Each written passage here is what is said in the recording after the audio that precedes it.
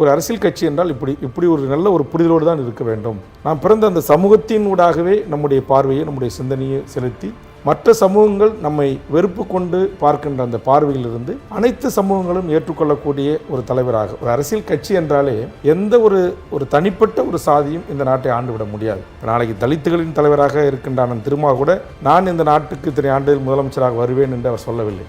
ஆனால் இன்றைக்கு பாட்டாளி மக்கள் கட்சி அப்படி சொல்லியும் கூட 4 நூற்றாண்டு காலமாக வர முடியவில்லை என்று சொன்னால் மற்ற சமூகங்களின் வாக்குகள் அவர்களுக்கு வாக்காக மாறாத ஒரு சூழல். ஆக தமிழ்நாட்டில் இருக்கின்ற அனைத்து மக்களுடைய அன்பையும், அனைத்து தமிழ் சாதிகளுடைய பேரன்பை பெற்று அவர்களின் வாக்குகளின் ஊடாகத்தான் இந்த மாநிலத்தில் ஒரு முதலமைச்சராக வர முடியுமே தவிர எந்த ஒரு சாதியும், அது தலித்துகளோ, வன்னியர்களோ, முக்குளத்தாரோ, நாடாரோ, எந்த ஒரு தமிழ் சாதியும் தமிழ்நாட்டில் அவர்கள் வாக்கை மட்டும் அவர்களுக்கு அளித்து இந்த நாட்டுடைய 118 சட்டப்பேரவை உறுப்பினர்களை பெற்று தனிப்பெரும்பான்மையோடு ஒரு ஆட்சியை பிடிக்க வேண்டும் என்று சொன்னால் அது சாத்தியம் இல்லை.